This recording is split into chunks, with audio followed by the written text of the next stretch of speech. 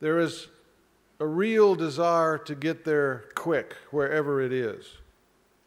The real art form, again, is to ask the right questions on what is the required timeline versus what is the doable timeline. Also, you get to a point at some stage where you have to ask the question, who is in charge of being able to pull all this together? That's an interesting question to ask ahead of time. It is a more interesting question to ask on scene. Because you can imagine there is normally a bit of chaos at a site like this. So how can we incentivize nation states and militaries to cooperate and collaborate relative to these tragic events of disaster relief and be able to provide humanitarian assistance? There are a variety of venues in mill-to-mill engagement in relationships, and there are a variety of venues in NGO to NGO relationships. There's also a variety of collective opportunities under the United States does a lot, China has done a lot, and I'll offer a thought when people ask me, is the United States motivated to want to do this outside its own borders? Of course we are, because that's what we've done every time there has been an event like this. But also within the United States, when we had the tragedy of the hurricanes, one of the first nations that came to the United States assistance was Singapore. You think Singapore. Singapore has a Singapore Air Force detachment in Texas that they operate and train with their helicopters. The next day after the storm passed, the Singapore Air Force was on the line with me asking where can they land their helicopters, where can they bed their crews down, and how fast can they begin to fly relief supplies into Louisiana, Alabama, and Mississippi. This comes from a common understanding of the challenges and the sense of urgency, and a common understanding of what's doable, and a common understanding of the relationship between militaries and NGO operations. And I include Red Crescent, Red Cross, etc. It requires a bit of a rehearsal, and everyone in this room can offer an opportunity and an impetus to those sorts of relationships because of who you are, who you represent, and what you will do after a conference like this. So this cooperation and scenario development should occur before an event. The national capabilities of a country like the United States or NATO or EU or China or Japan or Singapore is well known. The opportunities to merge that cooperation and to train through a series of engagements is real and ongoing. And in fact, Dr. Moroz and I spent the last 3 days in Beijing discussing opportunities exactly like this in a mill-to-mill sense with the People's Liberation Army. On-the-shelf capabilities live inside any military to be able to respond. But those assets and those resources are not infinite. That becomes the challenge when using militaries exclusively to do this, because a military will be reluctant, any military will be reluctant to provide a significant amount of resources not resupplied or refitted or to be left in place. So from a chief of staff of a service, my guidance to the staff that I was responsible for was we will build modules that we can leave behind, specifically an expeditionary medical hospital, effectively a medical hospital in an airplane that you can take to a location, set it up, provide immediate service, and then leave it with the host nation. We did this in Pakistan. We've done this in Haiti.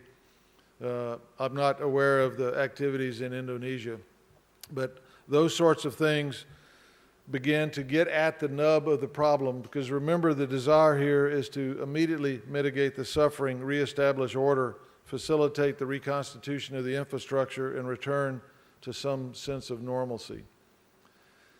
You also have the lingering notion of disease mitigation after the fact, which we see now in Haiti with cholera, typhus, and typhoid.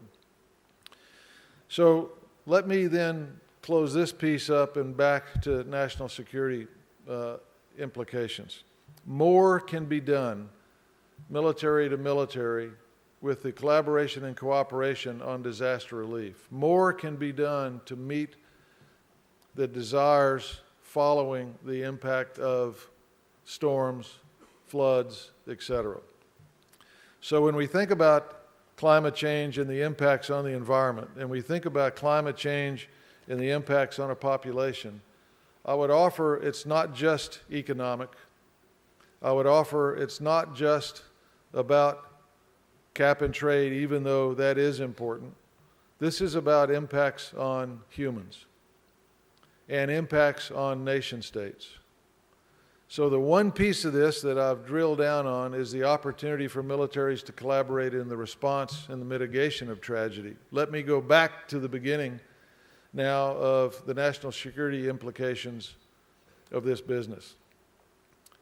The competition for resources is real. The competition for petroleum is real. The competition for strategic minerals is real. The competition for water is real. The militaries of the developed world and the underdeveloped world are asked to do many things. What I would suggest is this is a time to be very aggressive in seeking those synthetic opportunities and seeking those sustainable and renewable opportunities to remove as much as possible the competitive nature of the quest for resources. You can't operate at the level that China, India, Europe, and the United States operate as far as global economies without those energy sources. You can't operate without crossing over into the competition for access to those minerals and those resources. But think back again to the 1930s and the mitigation of those competition for resources, which took us to a very dark place in the 1940s. So I believe there are national security implications to climate change. I believe there are ways to look at reducing the demand signal and the demand for the resources, which takes you to a competition for resources, which takes you ultimately and unfortunately to perhaps a military solution. That's not useful for anyone. That outcome is not a pleasant outcome. So there are two parts of my message to you this morning, other than thank you for gathering to have this discussion and thank you for bringing your talents and skills together to begin to look at better ways to address these challenges. My two messages to you are the competition for resources is real. And the outcomes of those competitions are not necessarily pleasant. So that is a driving function at the strategic level to look at better ways to address energy sources, consumption rates, and the outcomes. The other side of this, from a military perspective, is there are opportunities to collaborate and cooperate on a much, much closer level to mitigate the suffering and the impacts of climate change on the population, which is growing, population concentrations, which are becoming more dense, population migrations, which are becoming more dense in certain areas. So if nothing else, if you remember only a couple of things from an aging fighter pilot who used to worry about this every day, those two things I would leave with you. Competition for resources is real, and if not dealt with, will not end well. And there are ways for militaries to work much closer to mitigate the suffering as the results of impacts of climate change. So let me close there. And again, thank you for an opportunity to share a few thoughts with you and an opportunity to address a topic that will touch all of us. I've been asked several times, General, why in your retired life have you worked in two endeavors to look at renewable, sustainable energy and to look at mitigation of this? And I've said, well, that's pretty simple. I've spent my entire adult life in the national defense side of my country, flying airplanes in defense of my country.